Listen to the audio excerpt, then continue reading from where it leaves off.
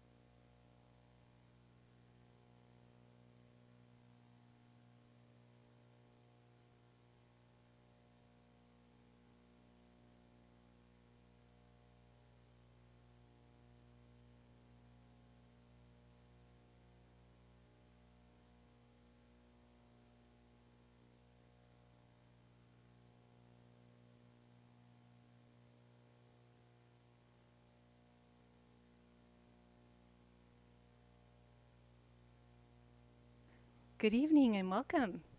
My name is Allison Arnold. I'm the Adult Services Manager at the Lake Oswego Public Library, and I'm so glad that you're joining us this evening. Before we begin, I wanted to put out a few housekeeping items. We ask that you please silence your cell phone if you haven't done so already. We have a brief survey that you can take following the program. It's at the fiction desk, which is at the librarian station next to the green table there. We have it available in regular size print and large print, or if you'd rather take the survey online, there's a sign with a QR code that goes to that. The library also has an assistive listening system, so patrons can wear that device if they have any trouble hearing, and I can help them get set up with that, so let me know if you're interested. June is Gun Violence Awareness Month, and tonight we have a special presentation on gun safety from the organization Be Smart. We will hear from Tiffany Filter and Barbara Campbell, two volunteers from Be Smart, who will teach us about secure firearm storage. The presentation will last about 40 minutes, and then we'll have time for questions at the end. So please join me in welcoming Barbara and Tiffany. Thank you, Allison. Thanks very much. In recognition of National Gun Violence Awareness Month, Lake Oswego Library has invited Be Smart for Kids to give a presentation this evening on secure gun storage. We really appreciate the opportunity to share this life-saving information with the community.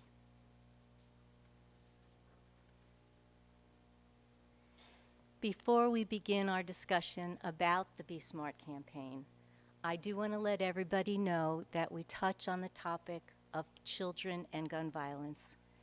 We don't share any pictures or images, but we do share some stories about the lives of people who've been impacted by gun violence.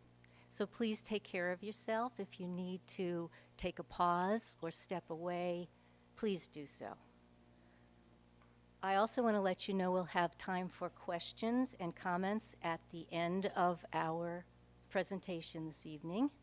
And at that time, we'll also give anybody here an opportunity to look at our printed resource materials or take a free cable lock if they're interested or need one for their firearm.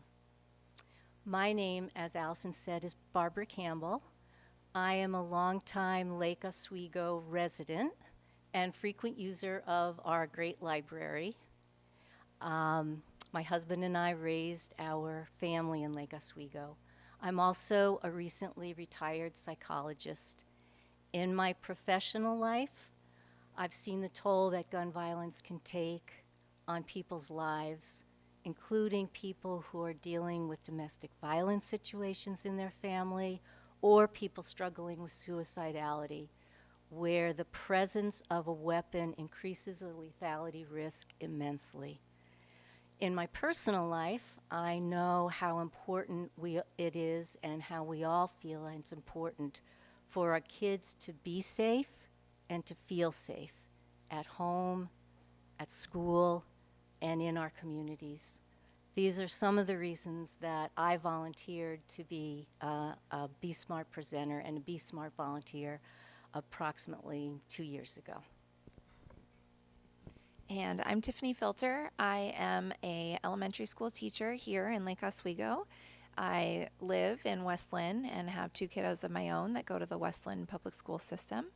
And one of the reasons that I volunteer for Be Smart is because I feel really strongly as an educator and as a mom that all kiddos have the right to be safe.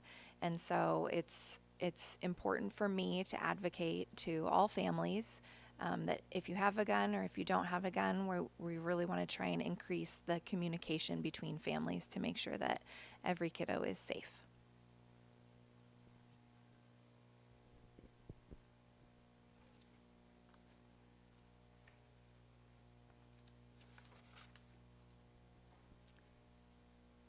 Everytown for Gun Safety is a national organization present in all 50 states. And within Everytown, there's a campaign called Be Smart for Kids. Be Smart for Kids is an educational campaign begun in 2015 to bring parents and all adults together who are concerned about kids, safety, and guns. We focus on secure firearm storage, and our presentation is annually updated to offer the most present current statistics and best practices regarding secure gun storage. We may approach this issue from many different perspectives. We know and believe that gun owners, most gun owners, want to be responsible gun owners.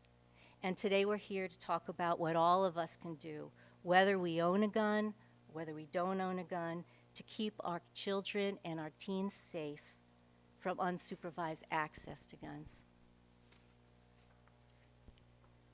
Our Be Smart campaign is based on 3 principles.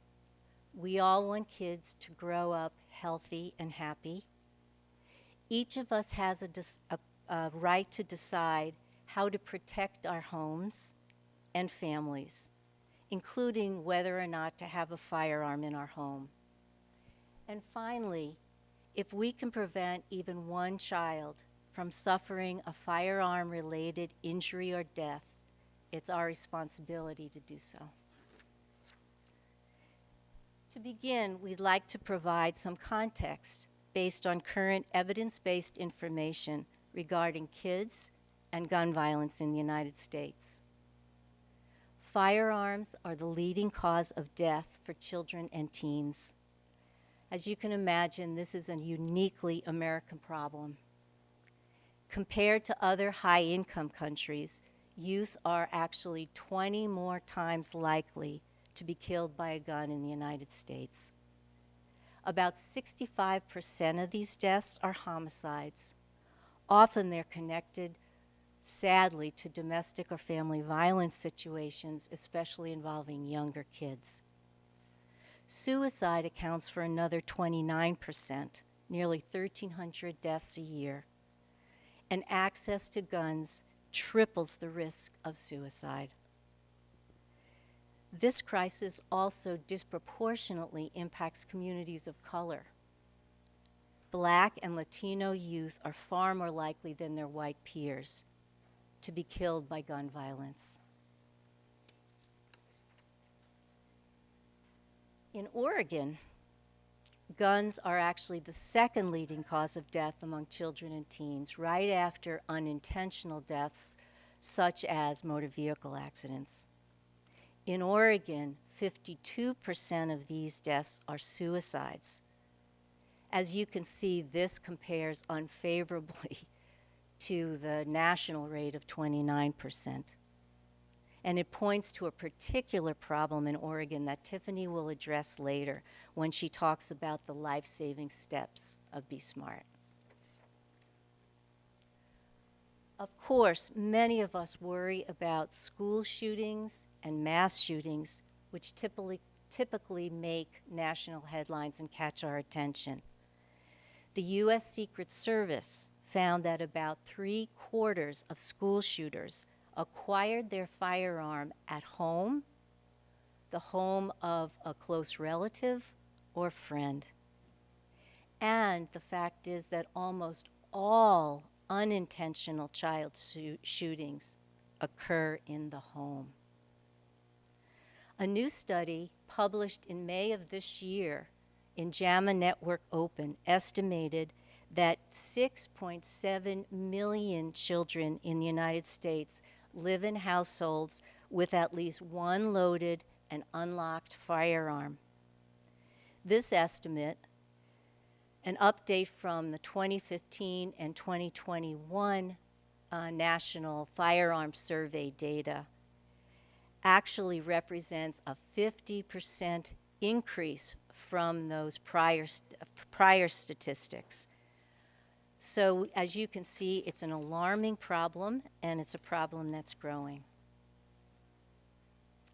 And as I mentioned already, it's an American problem. On this slide, you'll see some headlines. behind the headlines are the lives of real families who have been impacted. On the left, you'll see a headline about Colin Gray.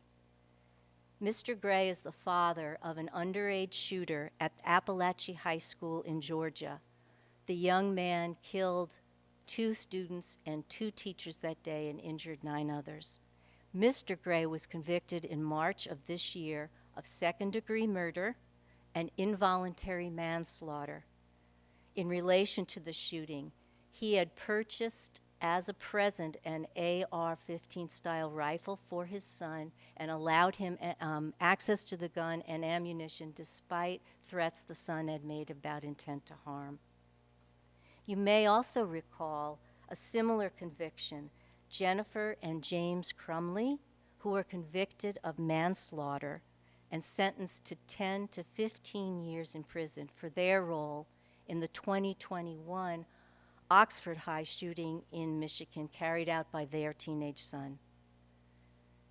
Both Mr. Gray's and the Crumley's convictions send a clear message.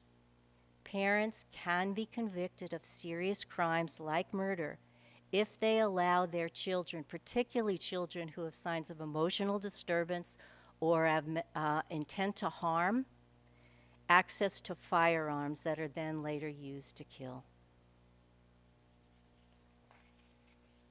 On the right is a really sad headline reported by ABC News last year, in which a 4-year-old boy found his father's loaded handgun under the driver's seat in the family car.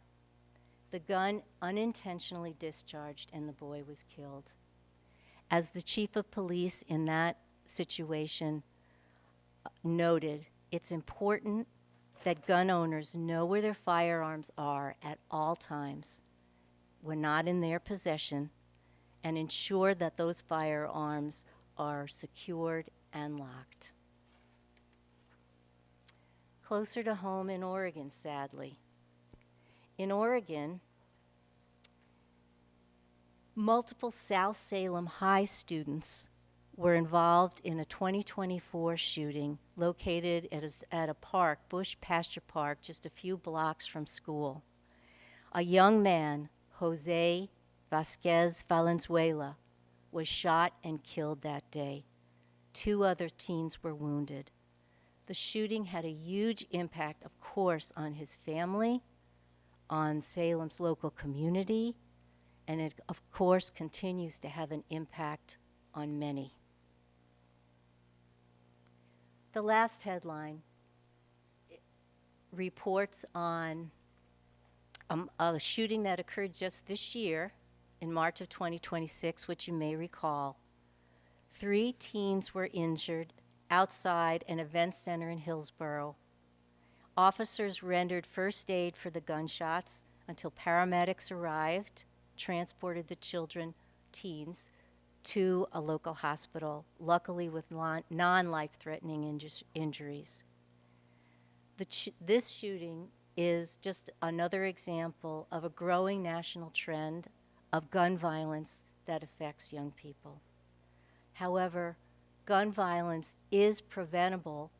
Secure storage is one of the key factors that can prevent such tragedies.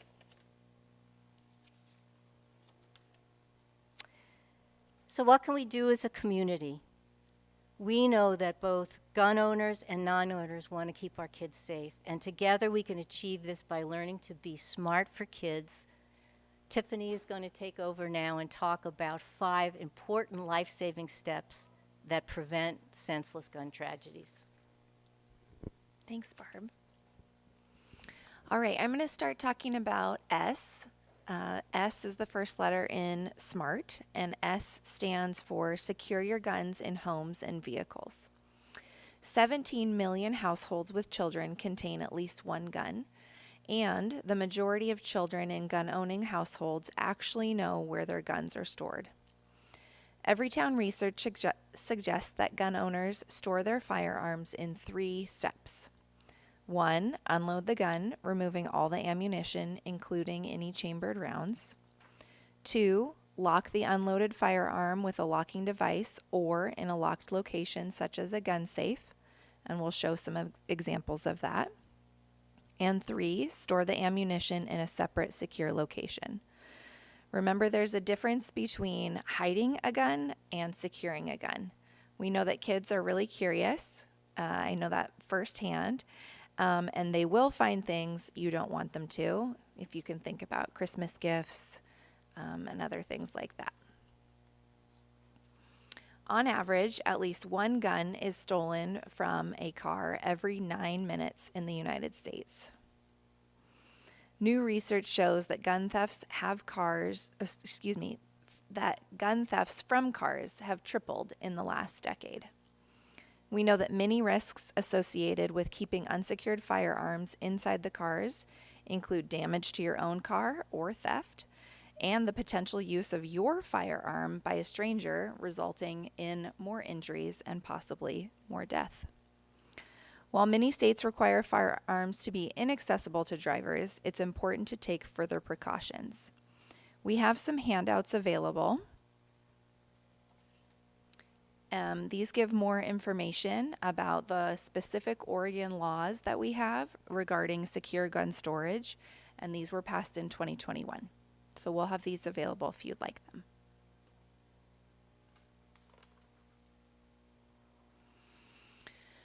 Now to talk a little bit more about best practices for securing gun storage in vehicles.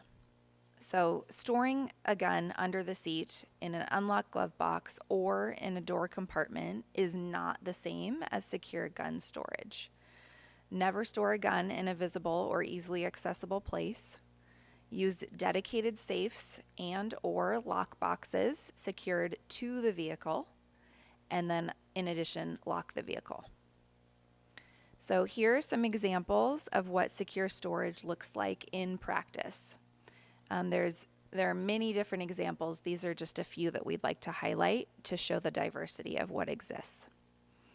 People sometimes say, I don't want to lock my gun because I won't be able to get to it quickly enough if I need it in an emergency or a certain situation. And contrary to popular belief, locking up guns does not prevent gun owners from readily accessing their guns.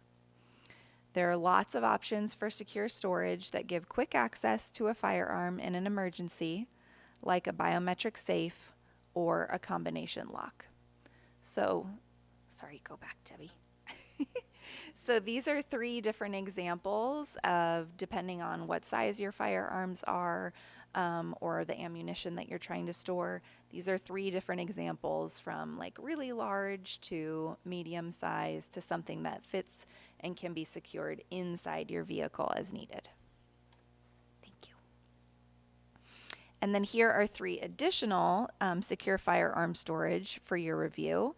Another example of a gun case.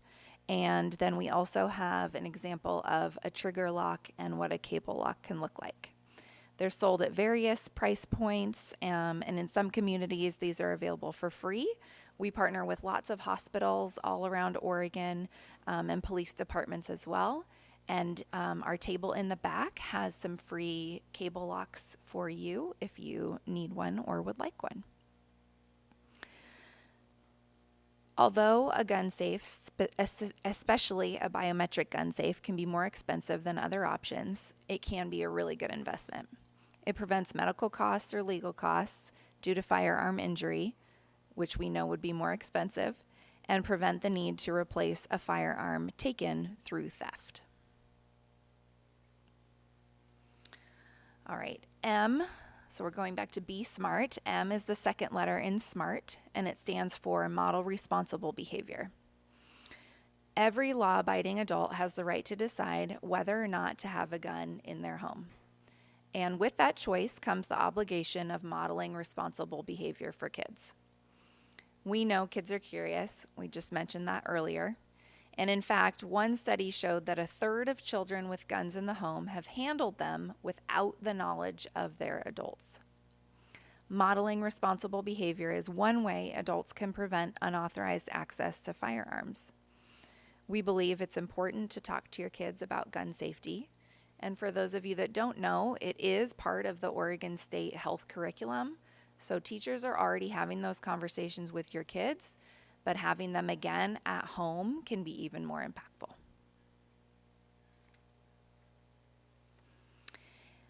A, going back to be smart, A is the third letter, and it's about asking about firearms in other homes, making it part of your regular safety conversation. Asking about firearms is one way that we can keep our kids safe.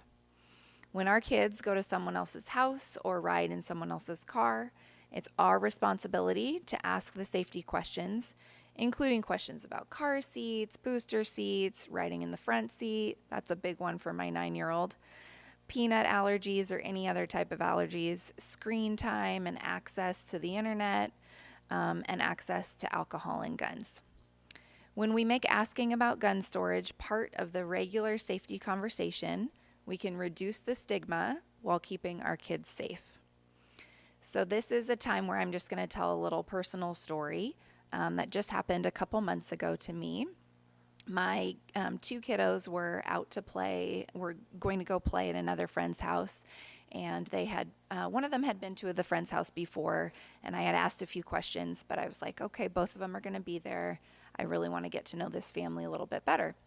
So we had a group chat of the parents, and I just reached out to say, hey, we've been there before, but I just wanted to check in to ask if you have any weapons and, how they might be stored.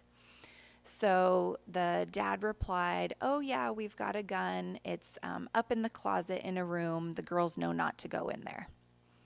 So I kind of swallowed and thought, this is what we see in the movies and in the headlines that Barb showed. And, as uncomfortable as that is, that's my job then, especially as a volunteer for this organization, to advocate for safety.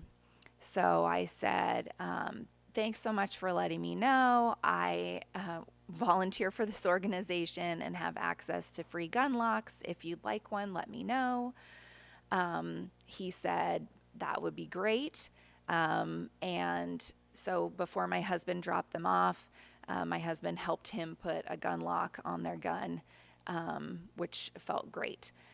He later reached out to say, thanks so much for opening up this conversation to our family. We hadn't talked to our girls about this at all, and was really just grateful for the opportunity. And I felt so thankful that I could also provide safety in our community.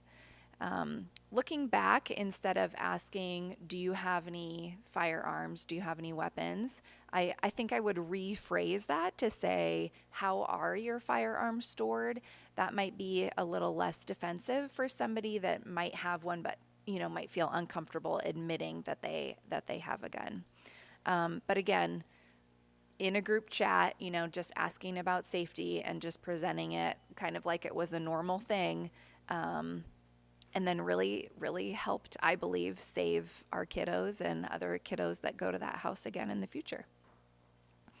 And then the other piece with A is to also think about, if you're a grandparent or if you have teens, be thinking about, if you're a grandparent, going to other families' houses, and if you're a teenager, be thinking about who your kiddo is going to be riding in the car with.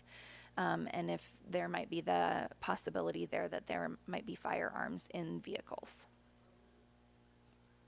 So part of our Be Smart campaign is making this conversation feel more comfortable, like what I just shared about.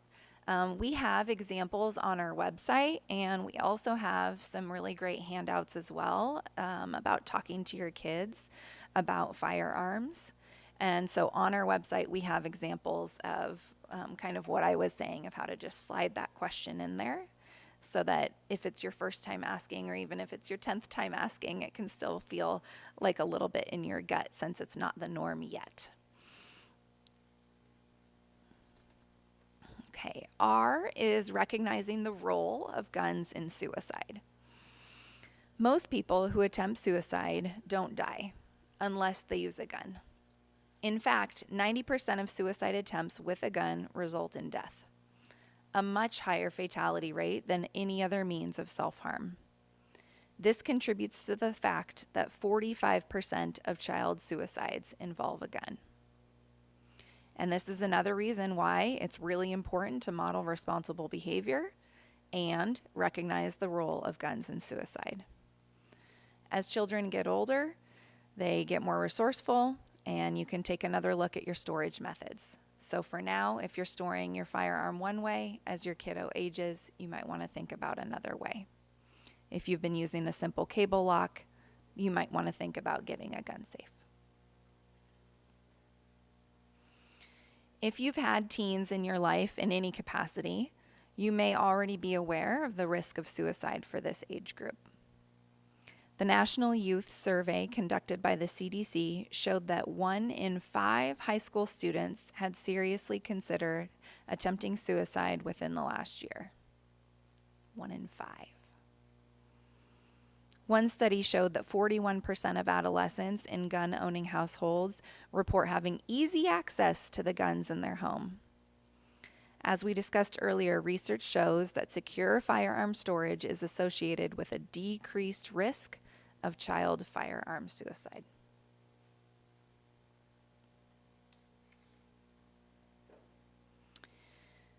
This is a heavy topic.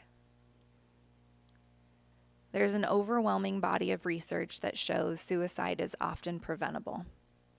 One evidence-based strategy for suicide prevention is called lethal means safety. This is about putting time and distance between a person contemplating suicide. We know that secure storage of guns amongst gun owners dramatically reduce the risk of suicide and suicide ideation. Secure storage is one way to slow down the process and facilitate distance. Cable locks, trigger locks, gun safes, just to name a few, are all tools that may interrupt the fast progression of thought to regrettable action.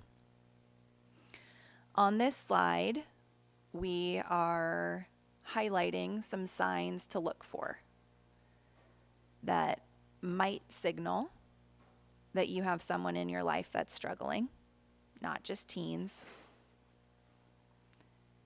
So I'm going to just give another moment to take a look.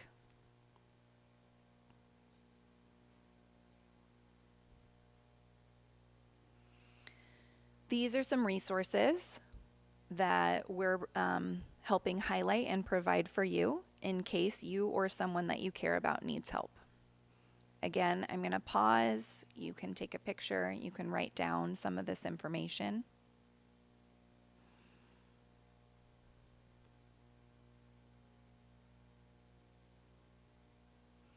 And the top one, 988, we actually have some additional handouts in the back at our table related to that as well. It's free, confidential, and it's 24/7.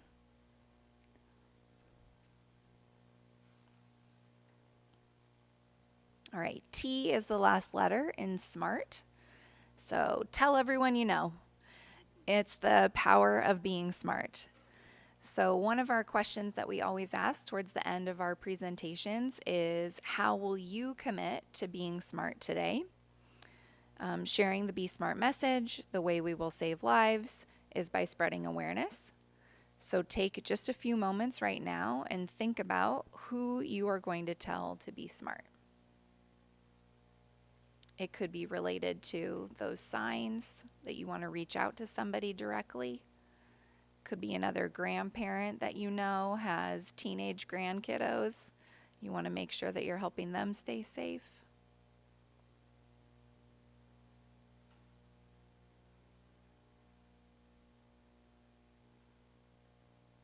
All right, how can you get involved? A way to get more involved with this campaign is to text the word commit to the number 64433. I did it. That's how I got here. You'll receive some volunteer information to complete, and then you will get some training.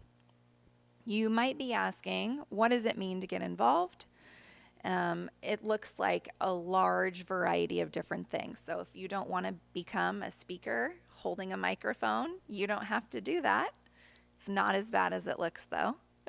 You can get involved at a table presentation, a tabling event where you're handing out things. You can simply talk to a friend or somebody that you know, a neighbor, about being smart.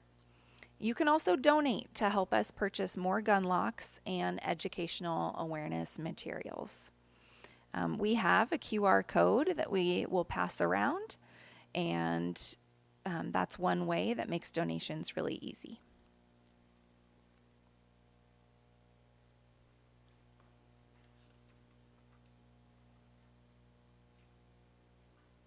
I'm going to hand it back over to Barb. Thanks. Thank you, Tiff. In closing, we just have a few more things to say. The first is that if you're a survivor of gun violence, or you know someone who's a survivor of gun violence, we can connect you with the Everytown Survivor Network. It's a nationwide community of survivors working together to end gun violence. The Survivor Network connects survivors to each other. It amplifies the power of their voices, offers trauma-informed services, provides direct information for accessing direct services, and it supports survivors who choose to become advocates to end gun violence. All of these services are free, and we have information about this resource at our table if you're interested. Finally, we'd just like to say thank you to the library again for hosting us. We really appreciate the opportunity to share this life-saving message. To anybody who is listening or watching online or may do so in the future. And if you're interested in checking out more about Be Smart for Kids, you can go online to besmartforkids.org, or you can contact us to volunteer. We welcome everybody to share this message and prevent gun violence for kids and teens. When we work together, we can end gun violence in our communities. So thanks again. We appreciate you all being here. And if anybody has a question or a comment, we'd love to hear from you now. And you can also take a look at our materials in the back or pick up a gun lock if you need one.